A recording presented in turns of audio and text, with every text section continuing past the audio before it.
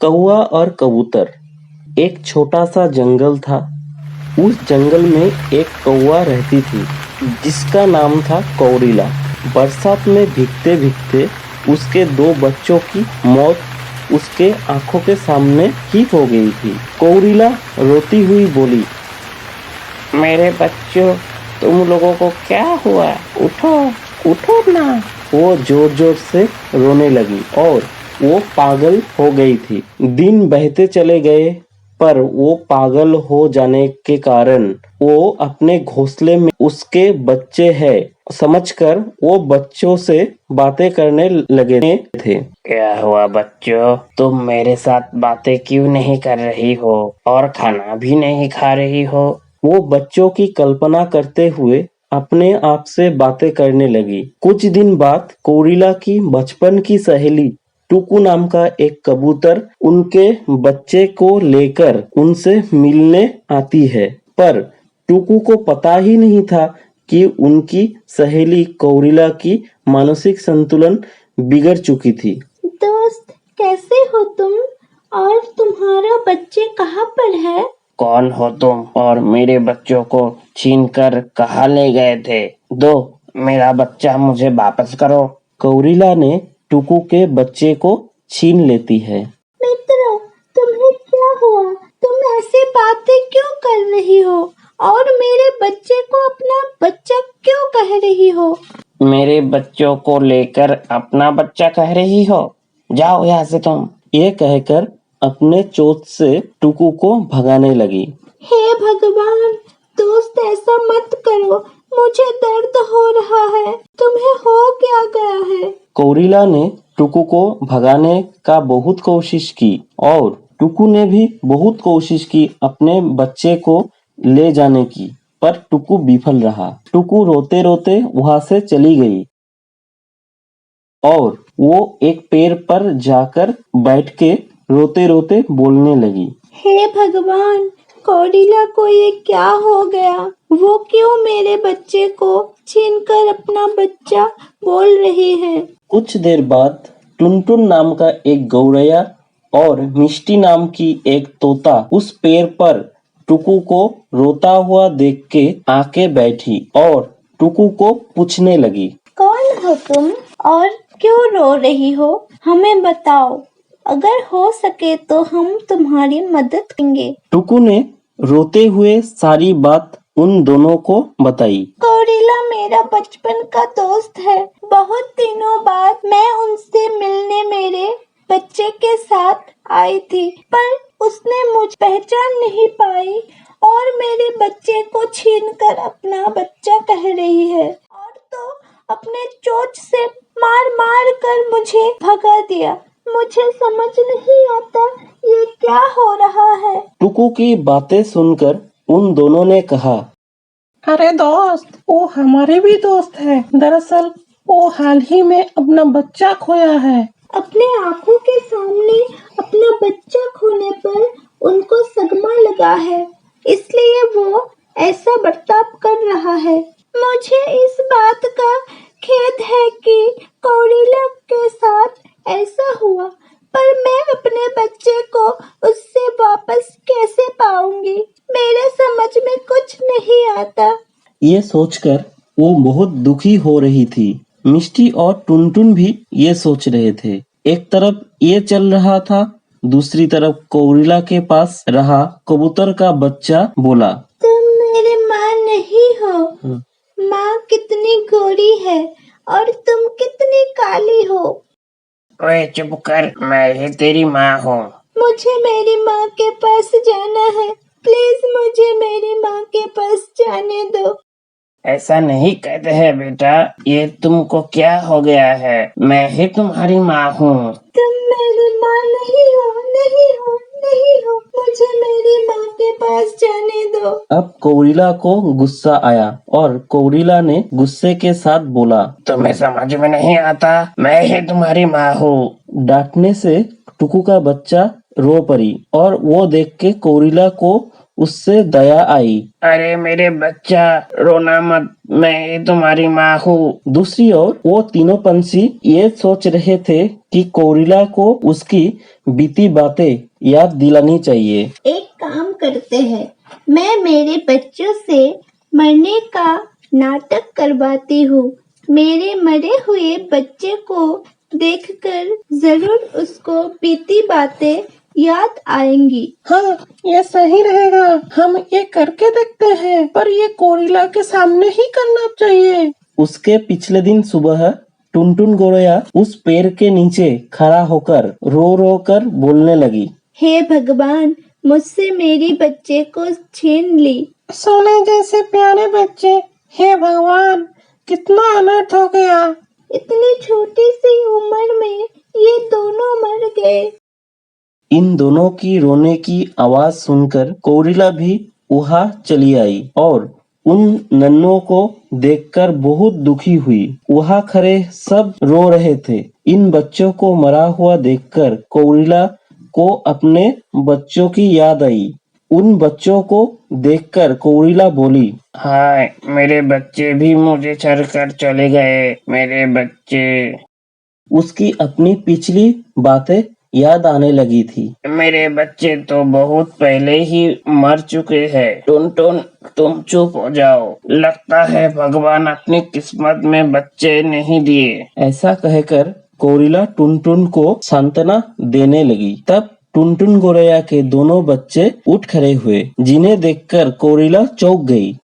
भगवान का लाख लाख शुक्र है कि तुम्हें बीती बातें याद आ गई। ये कहकर उसको सारी बातें याद दिलाते हैं कोरिला टुकू के पास गई। दोस्त, मुझे माफ कर दो। मैंने तुम्हारे साथ बहुत गलत किया। तुम सबने मुझे ठीक करने में, मुझे पहले जैसा बनाने में मदद की। मैं तुम सबकी आभारी हूँ। मैं तुम सबसे माफी भी मांगता हूँ। कोरिला ने सबसे माफी मांगी। कोरिला फिर से पहले जैसे हो गई। ये जान के सभी खुश हो गए। टुकू कबूतर को अपना बच्चा वापस मिल गई। उसके बाद सब लोग अपने अपने रास्ते चले गए। दो चिड़ियों की कहानी। चिड़ियों का वो परिवार बहुत खुशी का जीवन बिता रहा था। उनके परिवार में पापा चिड़िया, मम्मा चिड़िया और उनके दो छोटे छोटे बच्चे थे। पापा चिड़िया सारा दिन अपने बच्चों के लिए भोजन तलाश करता और मम्मा चिड़िया अपने बच्चों का ख्याल रखती। वो दोनों पति पत्नी अपने बच्चों को बहुत अच्छे से पाल रहे थे और उन्हें जीवन बिताने के सब गुण सिखा रहे थे। आज रात भी पापा चिड़िया अपने बच्चों को कहानी सुनाकर सुला देता है। आप सारा दिन इतना थक जाते हैं, फिर भी रात को अपने बच्चों को कहानी सुनाए बगैर नहीं सोते। रानी, मैं सारा दिन तुम्हारे लिए और अपने बच्चों के लिए भोजन तलाश करता हूँ। ये सच है, मैं बहुत थक जाता हूँ, लेकिन जब मैं शाम को आकर तुम्हें और अपने बच्चों को देखता हूँ तो मेरी सारी थकान उतर जाती है। तुम्हें पता है, मेरे पापा भी मुझे बहुत प्यार किया करते थे। वो भी हर रोज रात को मुझे कहानी सुनाया करते थे और अपने साथ लगाकर सोया करते थे। वे रातें मैं अभी तक नहीं भूला और मैं चाहता हूँ जब मेरे बच्चे बड़े हो जाए और मैं इस दुनिया में ना रहूँ तो वो भी मुझे ऐसे ही याद करे जैसे मैं अपने पापा को करता हूँ। आप ऐसा बातें ना किया करें। भगवान करे हमारा परिवार हमेशा ऐसे ही साथ रहे। रानी, ये प्रकृति का कानून है। जो आता है उसे लौटकर भी जाना होता है। बस हम अपने बच्चों की ऐसे प्रशिक्षण करेंगे कि ये भी अपने अपने परिवार को खुश रख सके। वो दोनों पति पत्नी ऐसी बातें करते करते सो जाती है। अगली सुबह जब उनकी आँख खुलती है तो आसमान पर बहुत ज्यादा बादल आ चुके थे और साथ में हवा भी बहुत तेज चल पड़ती है। बादल इतने ज्यादा थे कि दिन में रात लग रही थी। हवा इतनी तेज थी, ऐसा लग रहा था कि वो तेज हवा जंगल के सारे पेड़ ही उखाड़ फेंकेंगी। ये तो बहुत तेज तूफान है। मुझे तो ऐसे तूफान में बहुत डर लगता है। कहीं हमारा घोंसला ऐसे तूफान में गिर ना जाए। क्या आपने पहले कभी ऐसा तूफान देखा है? रानी तुम घबराओ ना, हमारे पूर्वज भी ऐसे ही घोंसलों में रहते आए हैं। तुम देखना कुछ ही देर में ये तूफान रुक जाएगा और सब पहले जैसा हो जाएगा। भगवान करे ऐसा जल्दी हो जाए। फिर शाम हो जाती है और तूफान तो रुकने का नाम नहीं ले रहा था और अब तो तूफान के साथ तेज बारिश भी शुरू हो गई थी। मेरे प्यारे बच्चों, मेरे पास आ जाओ। कहीं ऐसा ना हो कि तुम्हें ठंड लग जाए। टुकू के पापा, अब हम क्या करें? अब तो बारिश का पानी पत्तों से टपक टपक कर घोंसले में गिरने लगा है। कहीं हमारे बच्चों को ठंड न लग जाए। रानी बच्चों की चिंता तो मुझे भी बहुत ज्यादा हो रही है, लेकिन ऐसे घबराने का कोई फायदा नहीं है। हमें हिम्मत से काम लेना होगा। मुझे लगता है कि पतझड़ की वजह से इस पेड़ के पत्ते बहुत कम रह गए हैं, इसलिए पानी घोंसले में गिरने लगा है। मैं ऐसा करता हूँ कि घोंसले के ऊपर अपना पंख फैला लेता हूँ, उससे शायद बारिश की पानी हमारे घोंसलों में ना गिरे। और पापा चिड़िया घोंसले के ऊपर अपने पर फैला लेता है, लेकिन बारिश बहुत तेज थी और बारिश का पानी घुसने में वैसे ही गिरे जा रहा था। बारिश बहुत तेज है, आपके इस तरह पैर फैलाने का कोई फायदा नहीं हो रहा। हमें कुछ और करना होगा। रानी जब मैं छोटा था तो ऐसे मौसम में मेरे पापा पीपल के पेड़ के पत्ते लेकर घोंसलों को सुरक्षित बनाया करते थे। मुझे उस पेड़ का पता है। तुम बच्चों का ध्यान रखो, मैं अभी ही पीपल के पेड़ के पत्ते लेकर आता हूँ। आप ध्यान से जाना, रात गहरी हो चुकी है और बारिश भी बहुत तेज है। हाँ मैं ध्यान से जाऊंगा, तुम बस बच्चों का ध्यान रखो। और फिर पापा चिड़िया उस तेज बारिश में जंगल की दूसरी तरफ पीपल के पेड़ के पत्ते लेने चला जाता है। पापा चिड़िया उस तूफानी बारिश में उड़ने में बहुत मुश्किल हो रही थी और बादलों की वजह से अंधेरा भी कुछ ज्यादा ही बढ़ गया था, लेकिन पापा चिड़िया फिर भी हिम्मत करके उड़ता रहता है और फिर वो उस पीपल के पेड़ के पास पहुंच जाता है। वो वहाँ से पत्ते तोड़ता है और वापस आ जाता है। वापस आकर पापा चिड़िया उन पत्तों को अपने घोंसले के ऊपर लगा देता है, जिससे घोंसला बारिश के पानी से सुरक्षित हो जाता है। और फिर वो तूफानी रात भी खत्म हो जाती है और सुबह हो जाती है। वो सुबह बहुत रोशन और चमकदार थी। हर तरफ पक्षी खुशी से चहचहा रहे थे। आप सच में बहुत हिम्मत वाले हैं, वरना उस तेज तूफान को देखकर मैं तो डर ही गई थी। रानी कैसा भी हालत हो, हमें हिम्मत और विश्वास से काम लेना चाहिए। हमारे बड़ों ने हमें यही सिखाया है और हमने अपने बच्चों को भी यही सिखाना है और हमारे बच्चे अपने बच्चों को ये शिक्षाएं और फिर नस्ल दर नस्ल ये चलता रहेगा। चिड़ियों का वो परिवार भी उड़ जाता।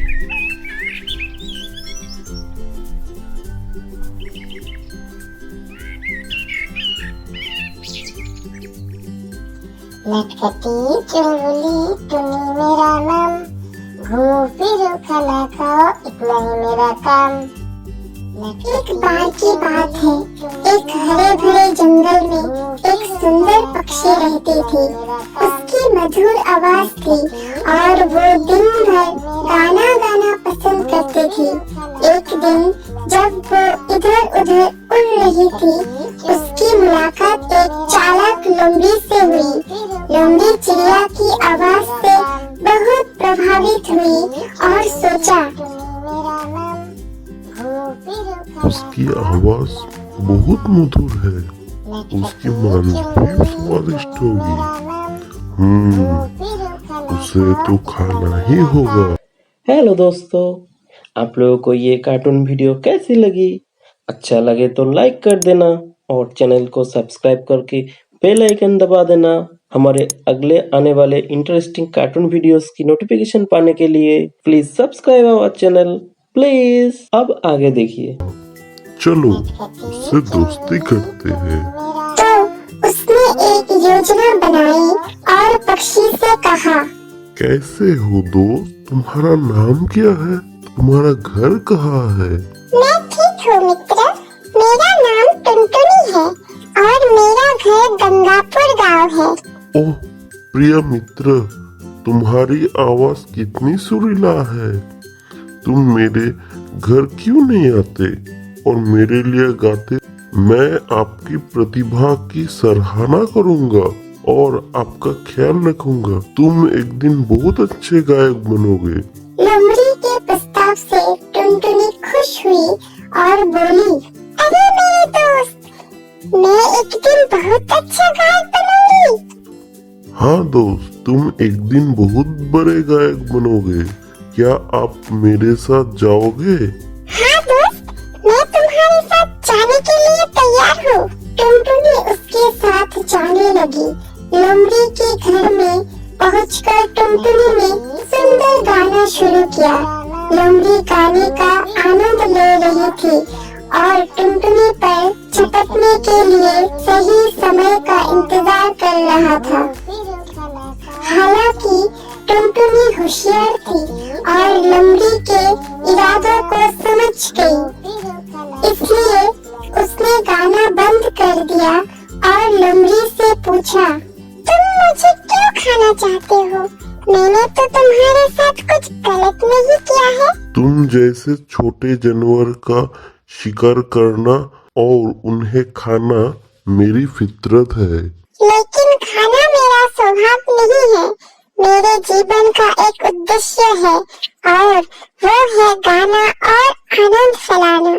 मैं छोटा हो सकता हूँ, लेकिन मेरी आवाज दुनिया में एक बड़ा बदलाव ला सकती है। लोमड़ी को अपनी गलती का एहसास हुआ और वो अपने किए पर शर्मिंदा हुई। मुझे माफ कर दो दोस्त, मैं अपनी गलती समझ गया। मैं वादा करता हूँ कि मैं फिर कभी जंगल में किसी अन्य जानवर को नुकसान नहीं पहुँचाऊंगा। उस दिन से टुनटुनी चिड़िया और लोमड़ी अच्छे दोस्त बन गए और टुनटुनी चिड़िया जंगल के लिए गाना गाती रही। हर जगह खुशियाँ बिखरती रही। कमजोर चिड़िया, तुमसे ये सब नहीं आ जाएगा। तुम चाहे जितने भी कोशिश कर लो, पहले खुद को तो देखो जरा। चटाक भर की तो हो और खाने चली हो सेब। लेकिन वो चिड़िया बार बार कोशिश करती है, परंतु वो सेब उठा नहीं पा रही थी। आखिर वो थक हार कर बैठ जाती है। मैंने नहीं कहा था चिड़िया, जितनी भी कोशिश कर लो सब बेकार जाएगी। तुम जैसे चिड़िया तो एक गेहूं की सिक्का भी नहीं उठा सकती और तुम सेब पर अपनी चोंच डाल रही हो। वैसे तो अब तुम मुझे पहले से भी ज्यादा कमजोर लग रही हो। लगता है अब तुम जल्दी ही खत्म हो जाओगी। चिड़िया बेचारी खामोशी से उस कालू कौवे की बात सुन रही थी, लेकिन वो उसे कोई जवाब नहीं देती। जब वो छोटी सी थी, उस चिड़िया को एक बीमारी लग गई थी, जिसके कारण उसका शरीर बहुत कमजोर रह गया था। चिड़िया जिंदा तो बच गई थी, लेकिन उसके शरीर की कमजोरी अभी तक खत्म नहीं हुई थी। यही वजह थी कि वो भोजन भी ठीक से ढूंढ नहीं पाती थी और अगर कुछ बड़ा खाने को मिल जाता तो वो उसे उठा ना पाती थी। कौवा चिड़िया का मजाक बनाता हुआ चिड़िया के पास आता है और कहता है, कमजोर चिड़िया ऐसे उठाते हैं भारी चीज। और वो तुरंत सेब उठाकर वहाँ से उड़ जाता है। चिड़िया बेचारी निराश होकर उड़ने ही लगता है कि वहाँ पास में ही एक बेरी का पेड़ उसे आवाज देता है। चिड़िया, मेरी बात सुनो। ये मुझे कौन आवाज दे रहा है? यहाँ तो कोई भी नहीं है। फिर चिड़िया का ध्यान बेरी के पेड़ पर जाता है, जो उसे अपनी तरफ बुला रहा था। चिड़िया उसके पास जाती है और कहती है, जी पेड़ जी, आप क्या कहना चाहते हो मुझसे? चिड़िया, मैंने उस कौवे को कई बार तुम्हारा मजाक बनाते देखा है। वो बहुत बुरा कौवा है। तुम ऐसा करो, मुझसे एक बेर तोड़कर खा लो। पेड़ जी, पहले उस कौवे ने मेरा मजाक बनाया और आप बना रहे हो। अगर मुझ में इतनी शक्ति होती तो मैं सेब ना उठा उठा लेती। मुझ में आपका पेड़ तोड़ने की ताकत नहीं है। चिड़िया, मैं तुम्हारा मजाक नहीं बना रहा। मैं कोई आम पेड़ नहीं हूँ, मैं एक जादुई पेड़ हूँ। मेरा पेड़ खाने से तुम बहुत शक्तिशाली बन जाओगी और फिर तुम भारी से भारी चीज भी उठा लोगी। सच में पेड़ जी, क्या ऐसा भी हो सकता है? तुम खाकर तो देखो। फिर पेड़ खुद ही एक बेरी चिड़िया को देता है। उस बेरी के खाते ही चिड़िया तो खुद को बहुत शक्तिशाली महसूस कर रही थी। आपका बहुत बहुत धन्यवाद पेड़ जी, मैं आपका ये एहसान हमेशा याद रखूंगी। फिर चिड़िया अपने घर चली जाती है। अगले दिन आम के पेड़ के नीचे एक बहुत बड़ा आम पड़ा हुआ था। चिड़िया आती है और वो जल्दी से वो आम उठाकर वहाँ से चली जाती है। कौवा जो कि वो आम उठाने की तैयारी कर रहा था, चिड़िया को इतना बड़ा आम उठाते देख हैरान हो जाता है। बाप रे बाप, ये आम तो मैं भी बहुत मुश्किल से उठा पाता और ये चिड़िया तो उसे ऐसे उठा कर ले गई जैसे कि रुई को उठाकर ले गई हो। चिड़िया तो बहुत शक्तिशाली और सुंदर दिख रही है। मुझे अब चिड़िया से दोस्ती करनी होगी, इससे पहले कि कोई और दोस्ती करे चिड़िया से। फिर कौवा चिड़िया के पीछे उठता है। चिड़िया भी एक जगह बैठी वो आम खा रही थी। चिड़िया मेरी दोस्त, क्या कर रही हो? कालू कौवे, तुम्हें देख नहीं रहा, मैं आम खा रही हूँ। चिड़िया मेरी दोस्त, मैं बहुत शर्मिंदा हूँ तुमसे। मुझे तुम्हारा मजाक नहीं बनाना चाहिए था। मुझे तो आज पता चला कि तुम कितनी शक्तिशाली हो। क्या तुम मुझसे दोस्ती करोगी? हाँ, लेकिन एक शर्त है मेरी। चिड़िया बताओ बताओ, मैं तुम्हारी हर बात मानूंगा। तुम्हें पहाड़ों पर जो चील रहती है उसका भोजन चुरा कर लाना होगा। वो तो मैं यूँ कर लूँगा, बस तुम यही रहना। फिर कौवा वहाँ से चला जाता है। चील तो अपने घोंसले में सो रही थी। कौवा जैसे ही उसका भोजन चोरी करने जाता है, चील की आँख खुल जाती है और वो तो कौवे की खूब पिटाई करती है। कौवा बहुत मुश्किल से अपनी जान बचाकर आता है। चिड़िया, उस चील ने तो मेरी बहुत ज्यादा पिटाई की है। वो तो बहुत शक्तिशाली है। लेकिन मैं तुमसे दोस्ती कैसे करूंगी? तुम तो चील से मार खाकर आ गए हो। तुम कितने कमजोर हो। तुम मुझे कोई और काम बताओ, मैं वो करूँगा, लेकिन आपसे दोस्ती में तो मैं करके ही रहूँगा। अच्छा, तो फिर तुम जाओ और मधुमक्खी के छत्ते से शहद चुरा कर लाओ। चिड़िया, मैं बस अभी आई। और कौवा मधुमक्खी के छत्ते के पास चला जाता है। लेकिन जैसे ही वो शहद चोरी करने लगता है, मधुमक्खियों को पता चल जाता है और वो कौवे पर हमला कर देती है। कौवा चीखे मारता हुआ वहाँ से भागता है।